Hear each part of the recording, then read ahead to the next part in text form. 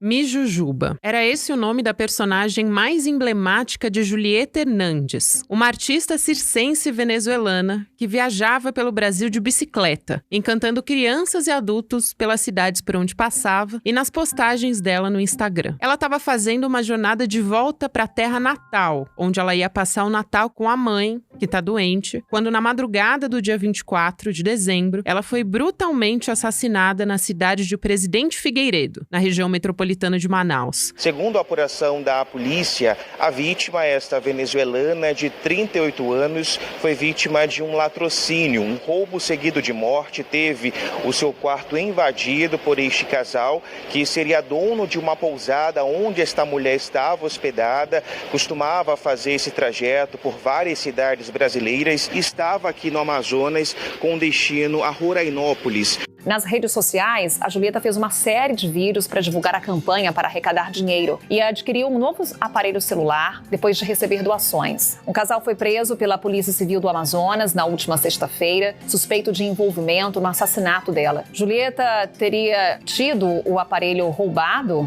pelo casal e também teria sido abusada. A Julieta foi estuprada e queimada antes de ser morta. Um crime que choca pelos requintes de crueldade e também pelo silêncio das autoridades brasileiras. Um casal confessou a autoria do crime e foi detido pela polícia do Amazonas. O casal assumiu a autoria do crime, eles vão ser autuados em flagrante pelo crime de ocultação de cadáver e vai ser representado pela prisão preventiva dos dois pelo crime de homicídio. Mas o silêncio permanece, como que atestando a naturalidade do assassinato de mulheres. Na próxima sexta, dia 12 de janeiro, ao mesmo tempo em que acontece o velório de Julieta em Puerto Ordaz, na Venezuela, os seus amigos brasileiros se reúnem em Manaus para pedir justiça. Eles sabem que Julieta é parte de uma estatística. Acho que tem uma responsabilidade aí também da cidade de não fiscalização dessas pousadas. Era uma pousada, ela não foi parar numa casa de família, ela foi parar num lugar que se dizia uma pousada, que provavelmente não estava sendo fiscalizado devidamente. Acho que tudo isso precisa ser olhado. No Brasil, em média, 4 mulheres perdem a vida todos os dias em assassinatos marcados pela desigualdade de gênero. São os chamados feminicídios. Mulheres que são mortas pela condição de ser mulher. Apesar dos números terem caído ligeiramente na comparação com o ano anterior, as cifras de 2023 ainda são bastante assustadoras. Foram 1.158 casos, contra 1.187 em 2022. Uma redução de 2,44%. Considerada pela ONU uma das leis mais avançadas do mundo no combate à violência contra a mulher, a Lei Maria da Penha foi uma grande conquista, desde que ela foi sancionada em 2006.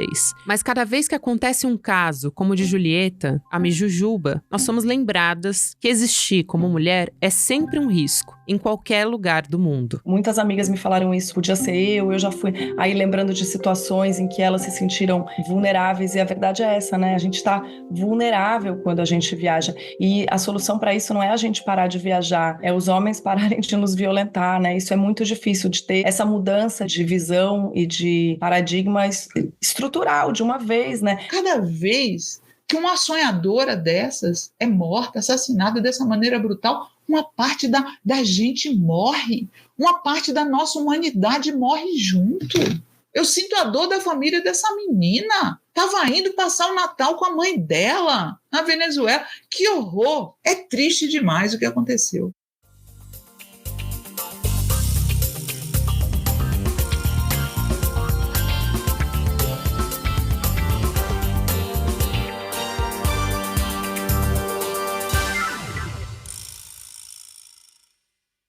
Quarta-feira, 10 de janeiro de 2023.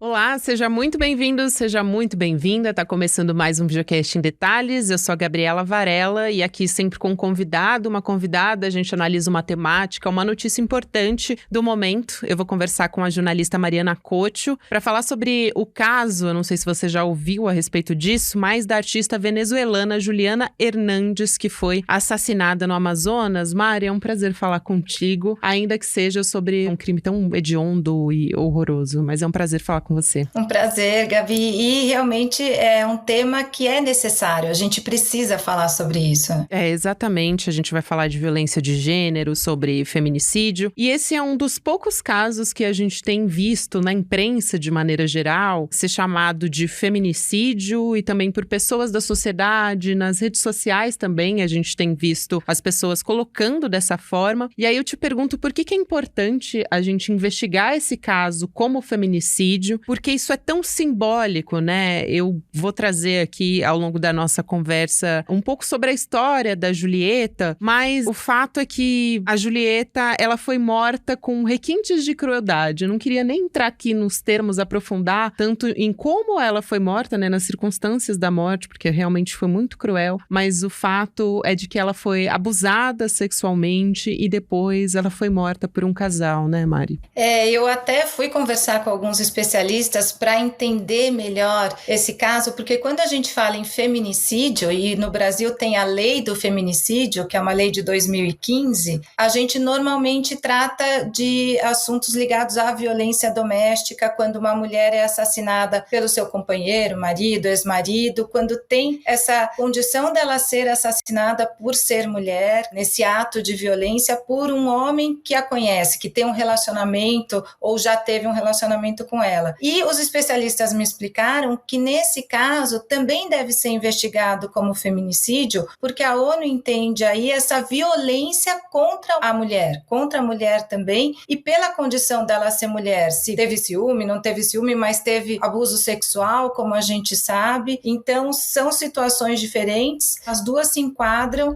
na lei do feminicídio, como entendem os especialistas. É por isso que seria importante ser investigado dessa forma, né? Agora eu quero trazer um outro ponto importante dessa história, porque o governador do Amazonas, o Wilson Lima, e outras autoridades da política também do estado não se manifestaram sobre a morte da Julieta Hernandes. Por que esse crime comoveu tanta gente, principalmente as redes sociais, mobilizou a imprensa, mas não está sensibilizando os políticos, né? As autoridades?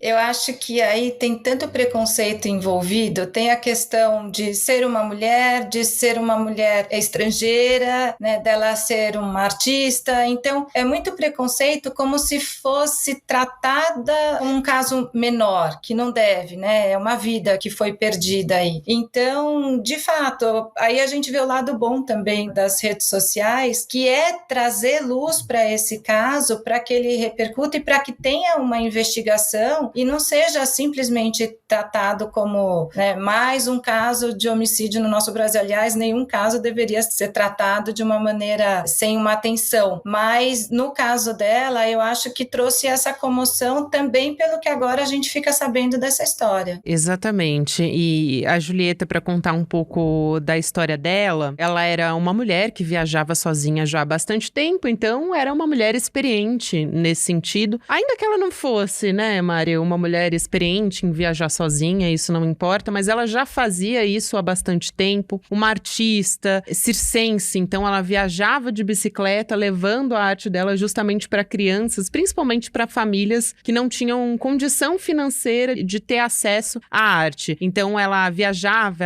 a personagem dela como palhaça divertia as pessoas, esse era o objetivo dela nessas viagens. A Mijujuba era a personagem principal da Julieta. Então, o fato dela ter sido morta nessas condições, com requintes de crueldade, ter sido abusada sexualmente, eu acho que é o que choca e que fere a gente ainda mais nessa condição de mulher, né? Aí, eu te pergunto, Mário, quanto que a gente ainda tá vulnerável, digo a gente porque eu também sou uma mulher que viaja sozinha, né, diante dessas situações, o quanto o poder público tem a obrigação, tem a responsabilidade de zelar pela vida dessas mulheres, né? De mulheres como a Julieta ou de qualquer mulher que viaja sozinha. Porque o risco é sempre o que acontece nesses casos, acabar culpando a própria vítima. É como a mulher que é estuprada e diz, mas também a roupa que ela estava usando, como se ela fosse a culpada porque ela estava de minissaia. Ou nesse caso, como se ela fosse a culpada porque ela está viajando sozinha, uma mulher viajando sozinha. Então, você vê que sempre tem essa coisa de tentar inverter culpa,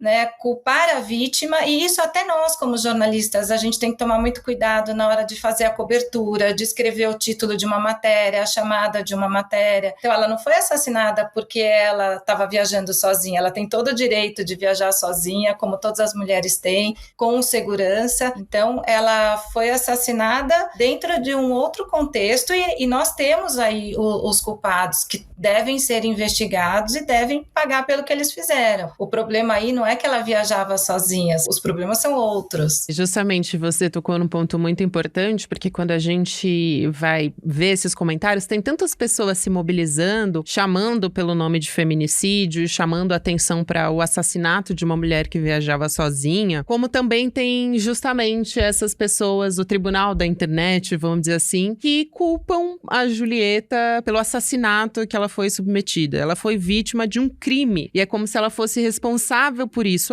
Ela estava viajando sozinha, é muito perigoso para uma mulher viajar sozinha. Quer dizer, esse é um problema da sociedade e também do poder público, como a gente está chamando a atenção aqui, que deveria proteger essas mulheres, proteger a Julieta, mas esse discurso ainda persiste, né? Isso, infelizmente, é histórico no nosso país e vem daí todo o machismo enraizado que tem na nossa sociedade. É querer culpar a mulher por ela ter sido assassinada pelo marido. Mulher que apanha, mas como se ela tivesse merecido apanhar porque provocou o marido ou porque traiu o marido. Uma coisa que eu comento muito, um erro que a imprensa durante muito tempo cometeu e agora tem refletido sobre isso, é, por exemplo, você colocar a seguinte manchete: mulher é assassinada porque traiu o marido.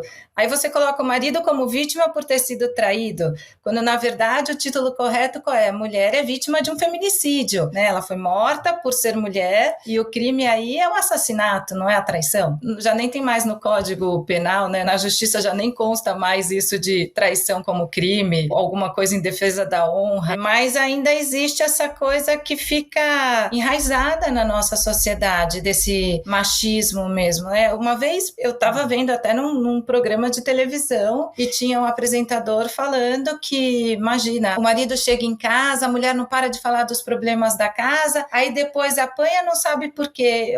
Nossa, no dia que eu ouvi isso, eu já liguei no Ministério Público. A gente, como sociedade, tem que denunciar esse tipo de atitude também, porque como é que você permite, né, que ainda hoje em dia alguém diga uma coisa dessa, que uma mulher, porque fala muito, merece apanhar do marido? E também o suporte que essas mulheres recebem, né? A gente está falando, por exemplo, das autoridades, do poder público, dos governadores, enfim, do governo federal, todo mundo que tem que estar de olho nisso e zelar pela vida das mulheres, porque a gente ainda tem um índice de feminicídio que é muito grave, muito alarmante, e acho que você pode falar sobre isso, mas também tem a questão, por exemplo, ela estava dentro de uma pousada, dentro de um estabelecimento, então tem todo um contexto ali onde ela deveria ser cuidada. Essa pousada, ela estava sendo fiscalizada? Não. As mulheres, de maneira geral, viajando sozinhas, elas vão se hospedar em quais condições, né? A gente tem que pensar nisso também. Sabe, Gabi, o Brasil é o 5º país do mundo que mais mata mulheres. Isso é muito assustador. Eu costumo dizer que é uma epidemia essa história da violência doméstica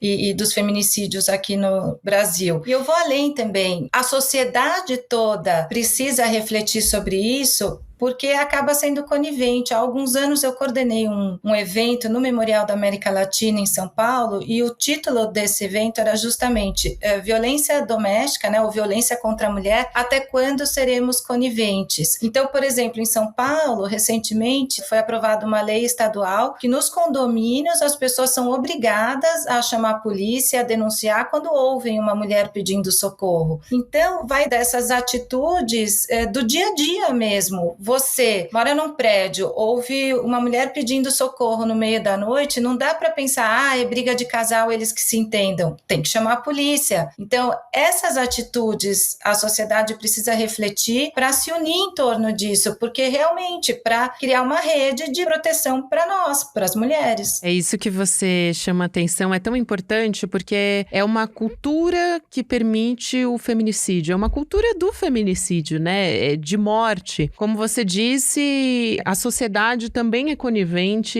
à medida que ela acha que uma mulher não pode ser livre, tomar as decisões dela, ter o direito de ir e vir, viajar sozinha, fazer o que bem entender, enfim, da vida dela, né? Que é o caso da Julieta, que estava ali viajando. Então, é bastante desesperador você ser mulher, não só no Brasil, mas no mundo todo. Mas em algumas regiões a gente sabe que a gente se preocupa por fazer isso. Quer dizer, eu também viajo sozinha, eu falei aqui que eu viajo sozinha, imagino que muitas mulheres vão se identificar com a nossa conversa, mas eu tô sempre preocupada com as condições. Em qual lugar que eu vou, em que horário eu vou voltar, mas eu vou ficar sozinha, com quem que eu vou conversar? Essa pessoa, ela pode, eu vou aceitar a bebida de alguém, entendeu? Toda essa preocupação tá o tempo inteiro, convive com a gente o tempo inteiro. Então a gente tá submetida a essas situações. Por isso hoje em dia já tem até essas campanhas, né, de ficar atento quando uma mulher tá pedindo socorro. É triste ter que chegar a esse ponto, mas é importante que tenham esses recursos. Então, tem bares, por exemplo, que já deixam, um botão do pânico, alguma coisa assim. Precisa ter essa união das pessoas que estão no entorno para cuidar. Quando a gente fala de criança, né, não fala que todo mundo tem que se unir para cuidar de uma criança, tem que cuidar das mulheres também. Exatamente. Tem, por exemplo, alguns restaurantes e bares que a mulher, quando ela tá numa situação ali ou de violência ou de abuso, ou que ela esteja se sentindo insegura, estabelecimentos que até oferecem um tipo de palavra-chave, que aí você pode chegar num garçom ou alguém que trabalha nesse estabelecimento e pedir socorro, né? Pedir um drink com um nome específico.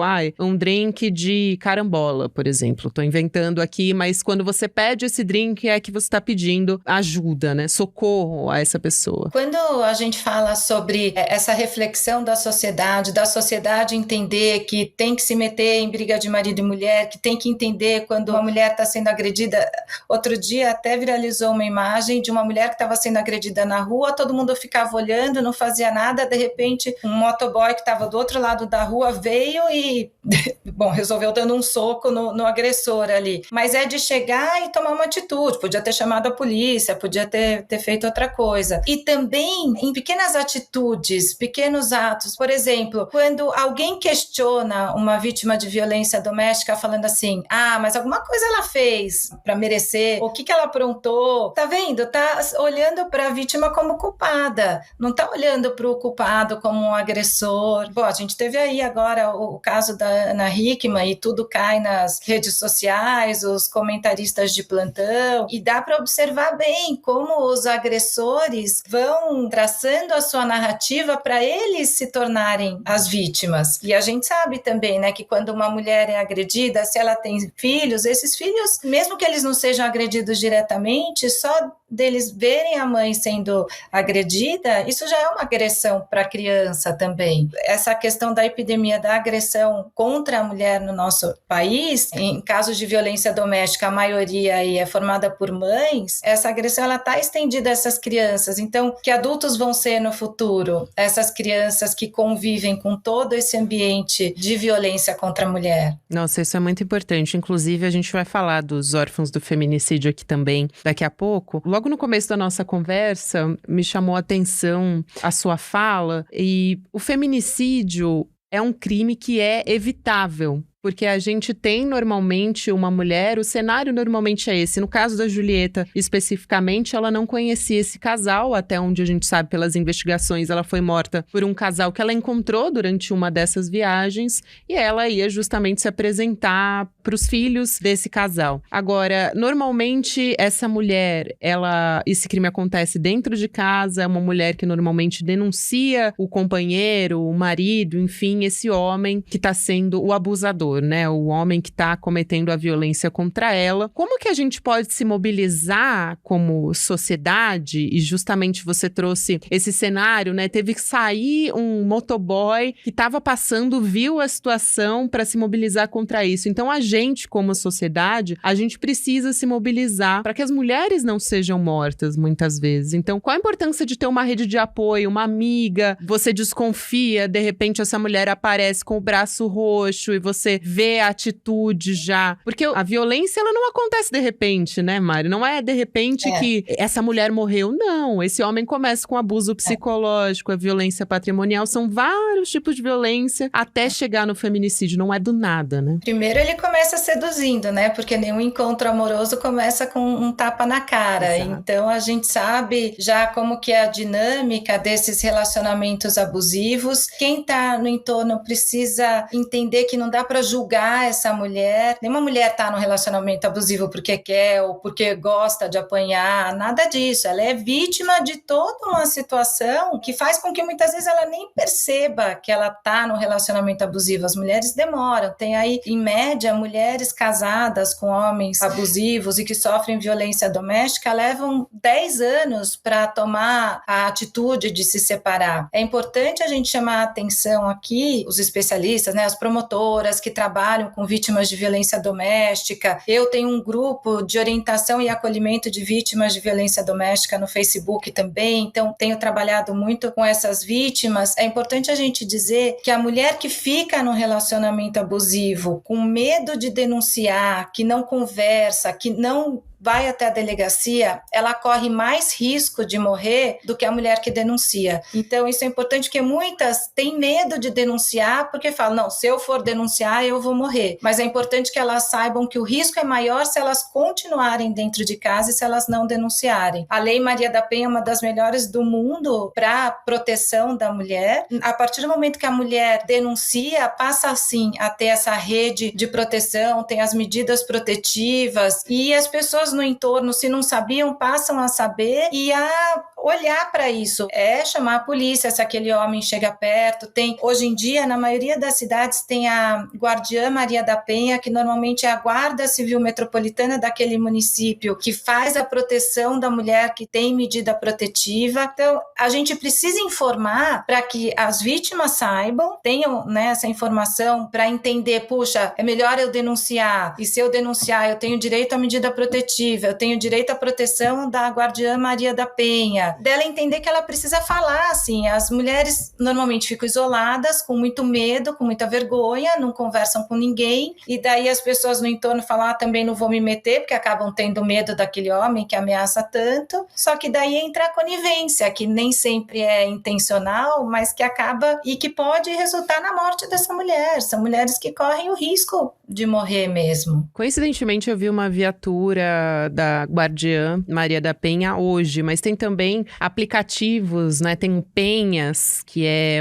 um aplicativo que justamente oferece apoio para mulher em relacionamento abusivo, uma mulher que esteja sofrendo violência, ou não também, porque a mulher pode começar a identificar comportamentos que são violentos, então ela pode também ter esse acesso para tentar entender, receber informação, acolhimento também muitas vezes, porque essa mulher quando se vê sozinha também está muito mais vulnerável, né? Sim, com certeza. E normalmente esses agressores, eles têm todos, assim, a mesma maneira de agir, de atuar, e a primeira coisa é isolar essa mulher da família, dos amigos. A própria Guardiã Maria da Penha, quando a mulher entra no sistema de proteção, eles colocam um aplicativo no celular dela com o botão do pânico também, e muitas vezes tem a ronda na casa dela, então é importante que a mulher saiba que ela tem direito a esse acompanhamento, assim, não está em todos os municípios, mas nas principais capitais, com certeza, e eu sempre aconselho as mulheres a procurarem onde tiver a Casa da Mulher Brasileira. Já tem várias capitais do Brasil, porque a Casa da Mulher Brasileira e a de São Paulo, por exemplo, pode receber mulheres que venham do interior, então ali, no mesmo lugar, tem o Ministério Público, tem psicólogos, tem a Delegacia da Mulher, tem até casa de passagem, se ela não puder voltar para casa dela e tiver que ficar lá. Então, às vezes, a mulher não sabe o que eu faço, preciso sair de casa, um dos caminhos é procurar a Casa da Mulher Brasileira, onde tem Casa da Mulher Brasileira, e assim, tem que pedir ajuda.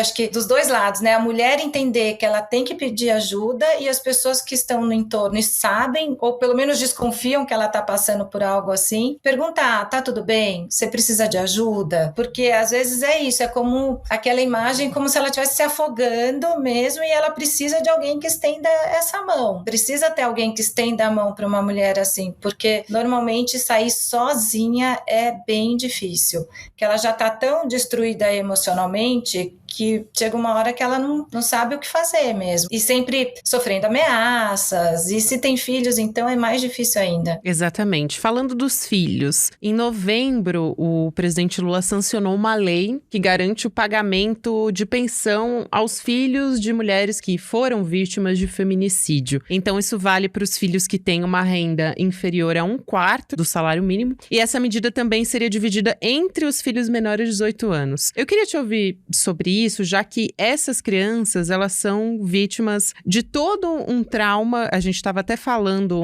nos bastidores aqui. Claro, envolve a morte da mãe de uma forma violenta. Essa família, essas crianças ficam vulneráveis financeiramente também, mas normalmente existe um histórico de violência e essas crianças normalmente também são vítimas de uma violência à medida, não só presenciar a violência contra a mãe, mas elas também muitas vezes estão sendo vítimas de violência, seja indiretamente, seja psicologicamente ou até fisicamente nessas situações de abuso dentro de casa, né? Não, e na maioria dos casos, a mãe é assassinada pelo próprio pai. Então, essa criança vai ter uma mãe que foi assassinada, o pai que provavelmente vai ser preso ou vai fugir, vai ficar foragido. Então, os órfãos da violência, imagina, você saber também que o seu pai matou a sua mãe. Então, o próprio Instituto Maria da Penha, a presidente é a Maria da Penha, né? Ela mora lá em Fortaleza, a vice-presidente é a Regina Célia Barbosa, que mora em Pernambuco. Eu, há alguns anos, sou consultora voluntária e faço alguns trabalhos lá, porque o Instituto Maria da Penha tem um trabalho muito importante nesse país, que é de promover a prevenção da violência doméstica. Então, a Maria da Penha, depois de toda a luta, de ter conseguido essa lei, ser nome dessa lei, da lei que, né, no caso da lei, já trata lá na frente, quer dizer, quando a mulher já está sofrendo a violência para protegê-la ou para punir o agressor, o Instituto hoje faz um trabalho que começa nas escolas, Gabi. Então, tem que começar com a criança mesmo,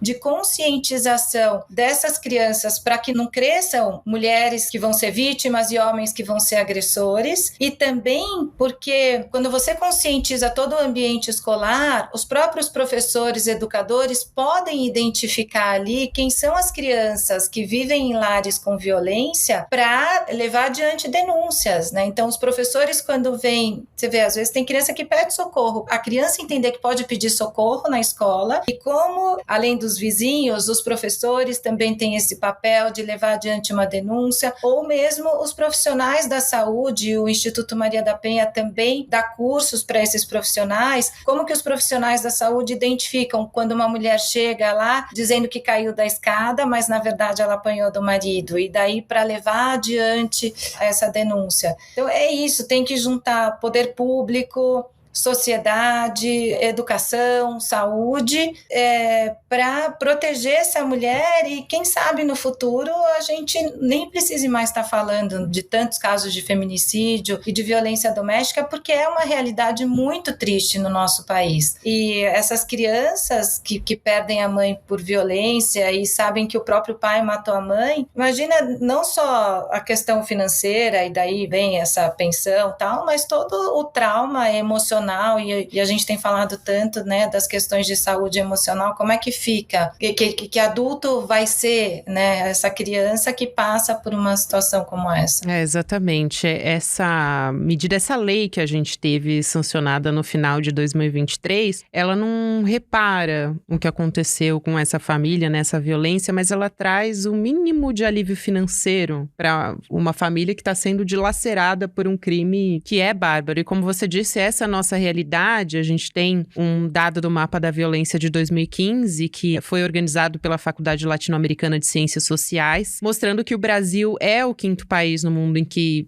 mais se mata mulheres. Então, a gente precisa caminhar para reverter essa situação e talvez essa seja uma sementinha que é plantada também para nadar contra essa correnteza, né, dessa violência, Mari. Quero te agradecer muito. Fica à vontade para concluir, mas quero te agradecer muito por você ter vindo aqui no Em Detalhes e foi um prazer conversar com você. Eu que agradeço pela oportunidade de falar sobre esse assunto. Fico feliz que agora nós, como jornalistas, temos esse espaço para falar. Eu sou jornalista há 30 anos e eu lembro que no começo da minha carreira a gente ainda tratava como briga de marido e mulher e aquilo me incomodava. Não é briga de marido e mulher, é uma mulher sendo agredida, né, dentro de um contexto de violência doméstica. Então, como jornalista, de dar o nome certo para as situações, para as coisas e de batalhar para que tudo isso seja mesmo discutido, para levar informação, para conscientizar vítimas, para conscientizar a sociedade, para a gente mudar esse quadro, porque ainda é muito assustador no nosso país. Sem dúvida, Mari. E é isso, né? Você tá há muito mais tempo que eu no mercado do jornalismo, mas era uma briga para também conseguir mudar um título que chamaria... Quando se fala, né? Agora a gente fala mais sobre isso, mas antes, além de brigar para conseguir que isso seja uma pauta relevante, ainda por cima tinha que brigar para que o título não fosse sensacionalista, para que essa mulher não fosse revitimizada. Então, são anos e a gente ainda tá caminhando porque a gente ainda vê muito sensacionalismo, infelizmente, em cima disso. E isso que você falou da revitimização é outro assunto super importante, porque a mulher acaba sendo revitimizada no judiciário quando ela é maltratada pelo juiz na audiência, pelo advogado de defesa do agressor. E às vezes, nós como jornalistas também temos essa responsabilidade quando a gente vai entrevistar uma vítima para não revitimizá-la durante a entrevista também, não sermos julgadores nessa entrevista. É muito delicado entrevistar uma vítima de violência doméstica. Então a gente tem muita responsabilidade enquanto jornalistas também. Sem dúvida. Então te agradeço também por tratar com toda a sensibilidade também e todo o cuidado a história da Julieta Hernandes, que motivou a nossa conversa aqui, mas é muito importante que a gente fale sobre violência doméstica, sobre violência contra a mulher e sobre feminicídio, que é o estágio final de toda essa violência. Obrigada, Mari. Um beijo pra você e até uma próxima. Até. O Videocast em Detalhes fica por aqui. O próximo episódio vai ao ar às 10h30 da manhã para você que acompanha ao vivo no YouTube. Muito obrigada a você que me acompanhou até aqui e até amanhã. Eu, Gabriela Varela, faço a apresentação e a coordenação do Videocast em Detalhes. O roteiro é feito por mim e pela Ana Carolina Navarro. A direção técnica de gravação é de Guilherme Bessa, Bianca Pasquim e Caio Marinato. A coordenação de transmissão é de Malu Pessoa, Leonardo Salles e Giovanni Nino. A operação de áudio é de Igor Santana e Denis Williams. A direção de imagem do Gabriel Vento. A produção é da Elô Macrini. A vinheta original é de Caio Marinato. A edição de áudio e sonorização são de César Degani. A direção de mídias sociais é de Joema Martins. E a direção de arte é de Stella Spironelli. A coordenação de artes gráficas de Isabela Chiara. A direção de programação é de Maurício Arruda. E a produção executiva de Eduardo Moreira e Rafael Donatiello. Este episódio usou áudios de Canal UOL, Band Jornalismo, TV Fórum e CNN Brasil.